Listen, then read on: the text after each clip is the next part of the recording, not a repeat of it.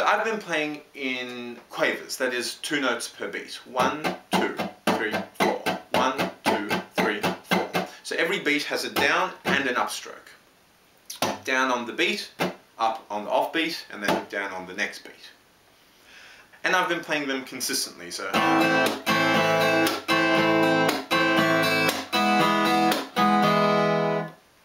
But of course you don't have to play every single note. You can skip notes, or like skip quavers here and there, to create different sort of sounds or effects. So you could play something like this.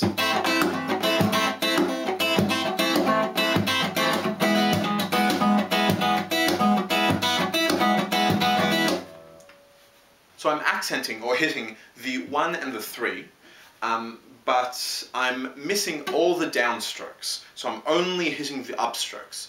So instead of doing this, up, down, up, down, up, down, up, hit, up, down, up, hit, up, down, up. I'm skipping that down and just going.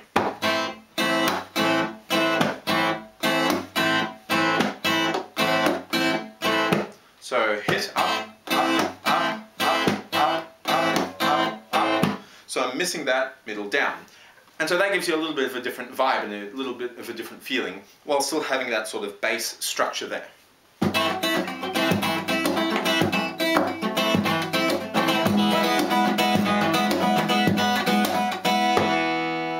Right, something like that. And as I said in the beginning, it's really all in the wrist. You really have to have quite a loose wrists to be able to. So you're not moving your arm, you're not doing that, you're doing that.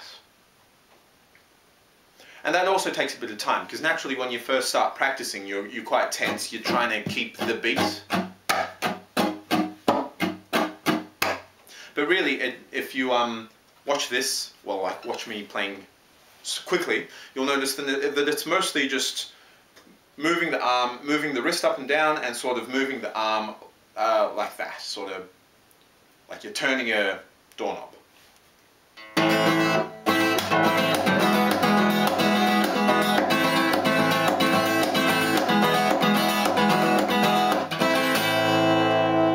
So make sure you have a nice loose wrist and you turn those doorknobs, open those doors, got to open all the doors. So actually if I show you from this angle, you'll notice that my hand sort of stays out here the whole time, and I do that.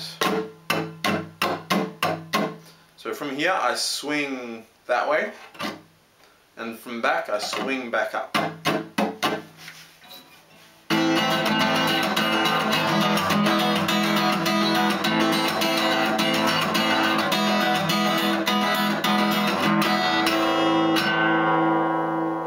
And then when you put in the hits, you still hit and then you bring your hand back out and sort of swing back and forth, then hit up here, then back and forth, hit here, back out, back and forth. So.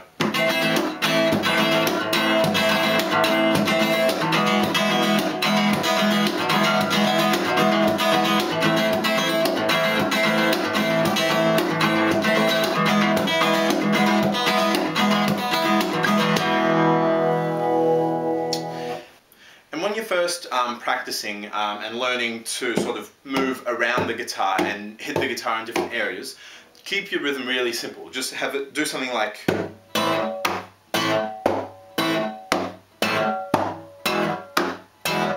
So beat just the one downstroke in the middle, and then hit the guitar again. And then gradually sort of add the extra notes.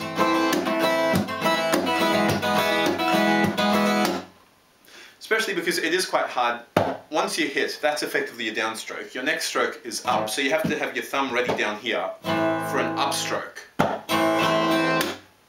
Right, my thumb's down there. Thumb's down here.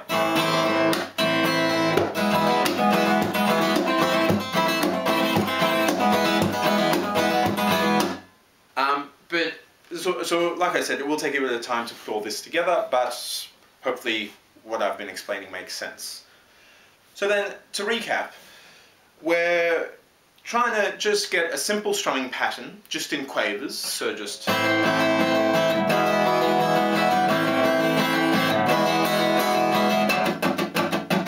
You can mute the strings while you're practicing. Where downstroke is with these two middle fingers, upstroke is with the thumb. Try and get that up to speed and be able to mute the chord with your left hand.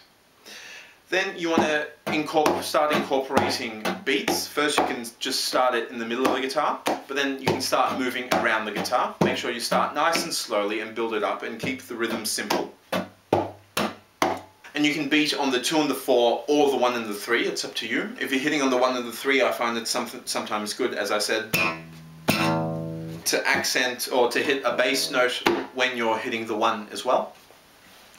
And just make sure you keep your wrist as relaxed as possible. That's obviously difficult at the beginning. At the beginning your wrist is going to be really tense and your whole arm's going to be tense and you're going to be playing like a little bit of a robot, but that's okay, everyone's like that. But gradually build it up and gradually try and relax your wrist so that you're both opening the doorknob and kind of, I don't even know what this action is. Or if I do, well, no. Keeping your wrist nice and loose, right?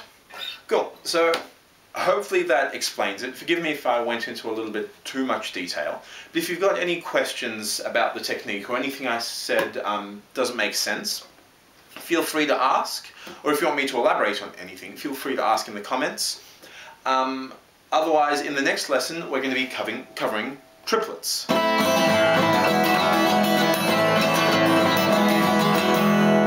And how to incorporate triplets into sort of your basic pattern.